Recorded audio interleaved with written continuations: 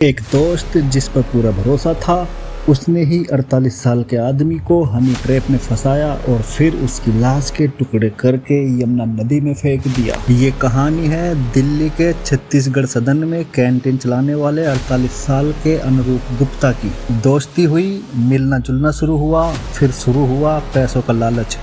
Police के मुताबिक ये सिर्फ दोस्ती नहीं थी, ये एक प्लानिंग थी। एक महिला को बीच में लाया गया, फोन कॉल, मीटिंग, भरोसा और फिर एक दिन उन्हें बुलाया गया। वहाँ से शुरू हुआ असली खेल। पहले उस करोड़पति का अपहरण हुआ, फिर लूट हुई और फिर हत्या।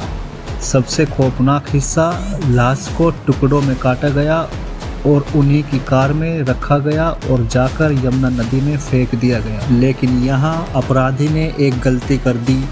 दिल्ली पुलिस ने कॉल रिकॉर्ड और सीसीटीवी की मदद से पूरी चेन जोड़ ली।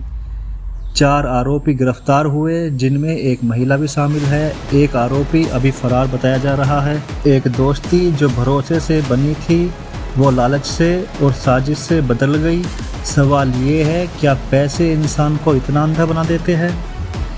आपको क्या लगता है, ये सिर्फ लूट का प्लान था या मर्डर की साजिश थी? एक मिसिंग कंप्लेंट आई थी द्वारका पुलिस के पास 23 फरवरी को, जिसमें एक व्यक्ति ने इन्फॉर्मेशन दी कि उसका भाई जो 48 वर्षीय अनुरूप गुप्ता है, वो लापता है और मिल नहीं रहा है। इसमें DCP sir Shri Ankit Singh sir ने एक स्पेशल टीम बनाई एंटी नार्कोटिक्स इंस्पेक्टर साहब के अंडर, जिसने इस मिसिंग कंप्लेंट पे काम करना शुरू किया। इन्फॉर्मेशन के हिसाब से अनुरूप गुप्ता सेक्टर 13 द्वारका में छत्तीसगढ़ सदन की कैंटीन चलाते थे। छत्तीसगढ़ सदन का जब सीसीटीवी फुटेज खंगाला गया तो पाया गया कि 18 फरवरी की शाम को अनुरूप गुप्ता ने अपनी गाड़ी छत्तीसगढ़ सदन से पार्क करी और एक रैपिडो ड्राइवर के साथ वो वहां से निकले। इस सीसीटीवी फुटेज के बेसिस पे रैपिडो ड्राइवर को ट्रेस किया गया, जिसने बताया कि उन्होंने 18 तारीख की शाम को अनुरूप गुप्ता को मटियाला एक्सटेंशन पे एक घर के सामने ड्रॉप किया था। मटियाला एक्सटेंशन के सीसीटीवी फुटेज देखने में पाया गया कि अनुरूप गुप्ता अंदर जाते हुए तो दिख रहे हैं, बट वहां से बाहर आते हुए उनका कोई फुटेज नहीं है। साथ ही में इस घर में एक स्कूटी पे 2-3 लड़की बार बार अंदर बाहर कर रही है। इस स्कूटी का जब ओनरशिप चेक करी गई तो पाया गया कि एक हैप्पी नामक व्यक्ति है जो कि हांसी का निवासी है, ये उसकी स्कूटी है। इस इन्फॉर्मेशन पे हैप्पी को अप्रहेंड किया गया। पूछताछ के दौरान उसने खुलासा किया कि उसने ये एक षड्यंत्र रचा था अपने दोस्तों के साथ अनुरूप गुप्ता को मार के उसके सोने की ज्वेलरी चोरी करने का।